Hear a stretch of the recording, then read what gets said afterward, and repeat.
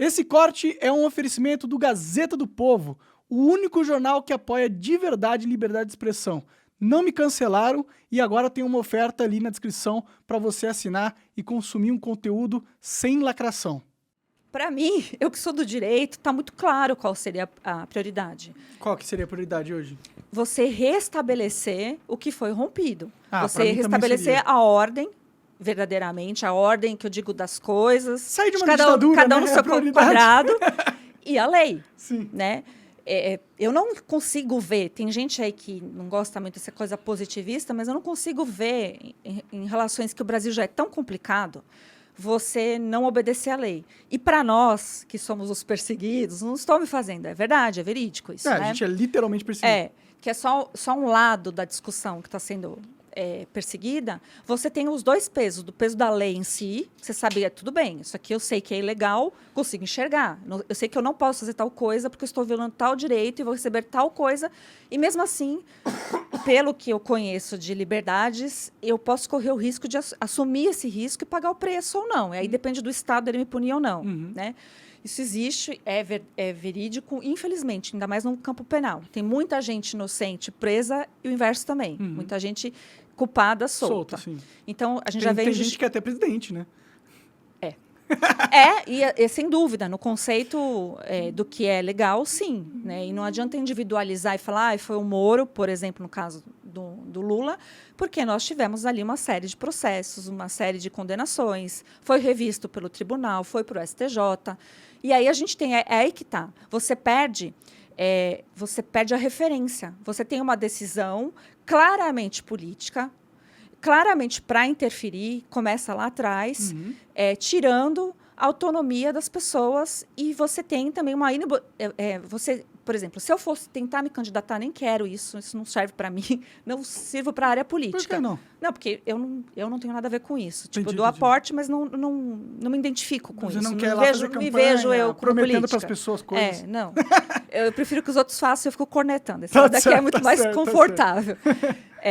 Então, só que assim, se eu fosse me candidatar, a primeira coisa é, eu estou tudo certo com a lei Eleitoral? eleitoral, a lei que está falando ali da ficha limpa, eu estou apta. Eu ficaria com vergonha, Fabiana, de concorrer se fosse apontar alguma coisa assim depois. Mesmo porque a gente sabe que a vida dessas pessoas são viradas de ponta cabeça. Ah, sim. Até são criadas coisas também, Sim. de ambos os lados, todos os lados. Então, você tem a sua vida assim. Só que você já sabendo disso, pensa como você tem que ter realmente certeza de que vai dar certo para você apostar, porque a eleição presidencial custa dinheiro, a gente está falando de dinheiro também. Sim. Então, existe muito interesse, muita coisa envolvida nisso. Então, eu já aponto ali um problema desde o começo, da soltura do Lula da forma que foi. Pra mim, quando eles soltaram o Lula, tinha que ter sido uma crise nacional. Fala assim, mas como assim ele tá soltando o Lula? E tudo que aconteceu? E os juízes que mandaram... E as provas? E o dinheiro que voltou? E sabe qual que é o problema, Monark? Por exemplo, a gente está vendo agora que o Lula pediu a antecipação da diplomação dele. Né? Aí eu vi várias teorias, porque o pessoal está viajando, gente. Várias teorias da conspiração. O que é certo, que a gente sabe, que dá para falar, não, é verdade. Supostamente ele está com problema de saúde, ninguém sabe a gravidade disso. Né? Oficialmente é dito que é algo contornável, mas existe... pela idade, pelo histórico, pela vida que ele teve de cachaça, as coisas que ele fez. Câncer também, pois né? mas é do câncer mesmo, né? Que Deve é falado. ter voltado, é isso? Isso, é o que dizem. Formalmente foi dito que ele teve uma operação ali e tal. Esse é um dos problemas que uma possível antecipação, mesmo assim, não justifica, pelo princípio do direito administrativo, tá? Mas tem um outro ponto que justifica. Ele queria viajar para conversar com o secretário do Biden. Para ele colocar os pés nos Estados Unidos, ele tinha que ter o passaporte diplomático e a diplomação que ele é um presidente do Brasil, que ele não poderia ser detido, porque ele tem processos em andamento nos Estados Unidos. Caralho! Quem não lembra aqui da Odebrecht, da Petrobras, etc. Teve que pagar uma grana, né, Petrobras? Esses processos estão em andamento. E a justiça americana não é igual à nossa justiça. Lá é uma justiça. E aí o pessoal fala, mas ele foi para o Egito. Tá bom, mas no Egito ele não tem processo aberto. Ele não houve essa preocupação por parte dele. Então, aqui eu tenho um critério objetivo, de um motivo. Nem sei se é esse ou não, estou chutando. Poderia ser, faz sentido. Né? Estou olhando para as coisas que acontecem, porque não nos é informada. Você não tem acesso mais às petições. Não tem mais mídia, né? Não, e não tem a petição. Petição? Como assim? Todo o processo, então, ele entrou na justiça, né? Na justiça eleitoral, para pedir essa diplomação antecipada para o Alexandre de Moraes, que é o presidente do TSE. Ele concedeu. Eu nem sei se está disponível ou não, mas todas as coisas estão dificultadas. Então, se você for parte de um processo, você deve saber. Você não tem acesso às vezes aos autos. Eu sou parte de um processo, inclusive, e eu não consigo acessar o que eu sou sendo acusado para me defender. É um absurdo isso. Isso aí primeiro que não existe, isso é legal e constitucional. Mas vamos pegar lá a exceção. A exceção... Existe, sim, sigilo que você decreta, por exemplo, questão de menores envolvidos, questão de várias questões. O sigilo é decretado, mas não para as partes. Tá? Então, só que isso é exceção, porque a regra do direito brasileiro é você dar publicidade a tudo que acontece. Porque através das decisões de outros casos, de outras coisas parecidas, você tem um entendimento do que é certo, do que é justo, do que a lei entendeu. Cria-se jurisprudência dessa forma. Cria jurisprudência e também uma forma da sociedade entender que eu não vou fazer tal coisa porque o resultado é aquele lá. Pode crer. A mensagem que eles estão nos passando é exatamente oposta. Eu nem sei o que eu posso fazer, eu nem sei o que eu estou errado ou não, e eles já fizeram coisas assim completamente absurdas, de criar uma lei agora e punir crimes que você fez, uma conduta que você fez no passado, só que naquela época não era crime. Pode crer, o que é também constitucional. Absurdo, porque como que você vai ter esse controle, Monark? Sim. Se amanhã for decidir que tal coisa é ilegal, você vai ter que se enquadrar. Sim. Ou virar um revolucionário aí e pagar o preço. Sim. Mas você não pode pagar por coisas que na época que você fez tal coisa, aquilo não era crime. Isso está acontecendo. Então, voltando aqui para falar do processo eleitoral como um todo, o TSE... Essa resolução que eles fizeram, que está em vigência, que era só até dia 31 de outubro, mas ela continua. Mas não era censura. Agora é censura mesmo. Como diz a Carmen Lúcia, era só um tiquinho, era só um pouquinho. E olha que surpresa, não acabou depois das eleições, o cala-boca morreu. Para nós, morreu. Tá bem cala-boca mesmo. Então, a gente olha para isso, você tem a indignação do cidadão comum, que quer fazer o certo, que não quer viver na zona... Sim. Que se tornou isso, que é uma zona. Aí eu ainda tenho indignação de ter tido aulas com Alexandre de Moraes. Ele foi meu professor em cursinho da magistratura, né, cursinho preparatório, dava aula de direito constitucional, escreveu livros, uma referência. Você vê ele falar contra ele mesmo, as falas dele mesmo no passado. Então, muita gente faz isso, né? Pega na internet o velho Alexandre, o vintage, que ele já é vintage. E o de agora, e você pega falas que são contrassenso. Ele poderia ter mudado?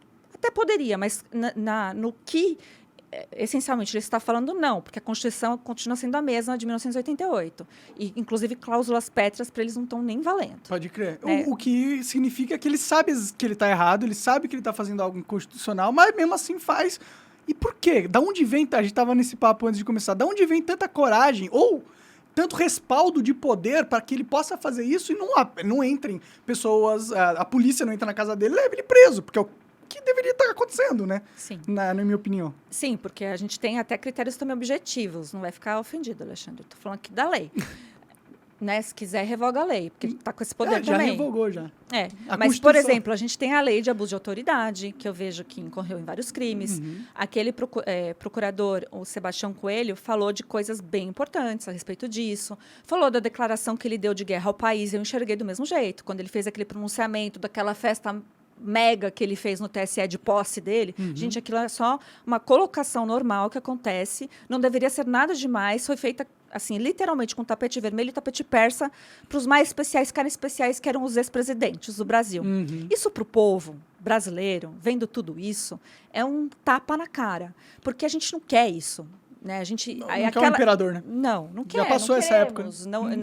E na época que tivemos, ainda é bem dividida a sociedade nisso. Então, a gente não tem por que retroceder. Mas, veja, lá quando você aponta e fala a monarquia, que era o absolutismo total, Dom Pedro I e Dom Pedro II tiveram o apreço de caminhar como acontece a britânica. Eles eram monarcas constitucionais.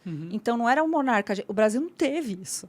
Então, para nós, a gente olhar para isso... Por isso que eu falo, o Brasil precisa entender a identidade dele. Porque a gente olhar a figura de alguém concentrado, um poder tão grande, e sim, o nome é ele, mas os outros também dão esse aporte, você se pergunta mesmo o que está por detrás dele. E aí eu vejo esses movimentos que a gente falou aqui, supranacionais, suprapartidários. Não estou ligando, essencialmente, vou falar de coisas que existem no Brasil. Infelizmente, nós temos uma narcoditadura também em andamento. Independente da minha vontade, se você concorda ou não concorda, isso existe. Todo mundo sabe aí que você tem um problema de... o Rio de Janeiro já era, né? Vamos só ser sinceros. Mas São Paulo também. São Paulo também? São Paulo tem outro tipo de crime, mas que também suporta a narcoditadura. É o crime patrimonial, né, ligado ao patrimônio. Então, você furtado, quem nunca foi, né? Os meninos do celular, que pode... Para aqueles que votaram, pode, né? Então, então, a gente vê bastante disso, isso existe, né? Quem estuda isso já traça mais de 30 organizações criminosas, realidade brasileira. O PCC é uma grande empresa, além de ser uma organização criminosa. E brigam entre eles. Tudo isso todo mundo sabe, né? Que existe já esse estado paralelo, esse estado de exceção. Que lá a lei é a lei que quem faz... Tem gente que acha bom, né? Eu acho que o pessoal lá é escravizado. Né? Tem gente que sente segurança. Porque lá eles têm a lei lá. Tem. Lá, pelo menos, é respeitada a lei, né? Lá talvez não tivesse imperador, né? Gente, é um absurdo. Mas eu sei que as pessoas que estão ali, que não é por escolha completa, têm um sofrimento absurdo de ver isso e ter que submeter, né? Eu tenho relatos de amigos que moravam em comunidades no Rio de Janeiro, nem vou falar de agora para não polemizar, mas, tipo, 20 anos atrás... que se você olhasse torto para alguém, já acontecia alguma coisa muito séria. Para mim, isso é muito sério. Entende, sim, gente? Você não tem a liberdade. Então, né? Então, bom, o principal ponto é esse. Então, a gente vê, e aí a gente vê, por exemplo, a divisão da esquerda e da direita, e a esquerda comemorando e torcendo, marcando as pessoas no Twitter, falando, olha aqui, Xandão, olha o que ela está fazendo. Xandão, você é demais. Xandão, né? Se não fosse... E eles mesmos... Salvador da democracia. E aí a gente tem uma fala do Toffoli, se eu não me engano, de 2 anos atrás, falando que ele é o poder moderador. O STF é o poder moderador. Não existe isso em nenhuma lei. Isso não está na Constituição. Isso é completamente ilegal, inconstitucional, horripilante de ouvir. Você acaba de assistir um corte do Monarch Talks. Agradeço demais, mas se você quiser ver o vídeo na íntegra e acompanhar ao vivo todas as transmissões, você tem que ir lá no rumble.com/monarch para não perder nada. Segue a gente lá.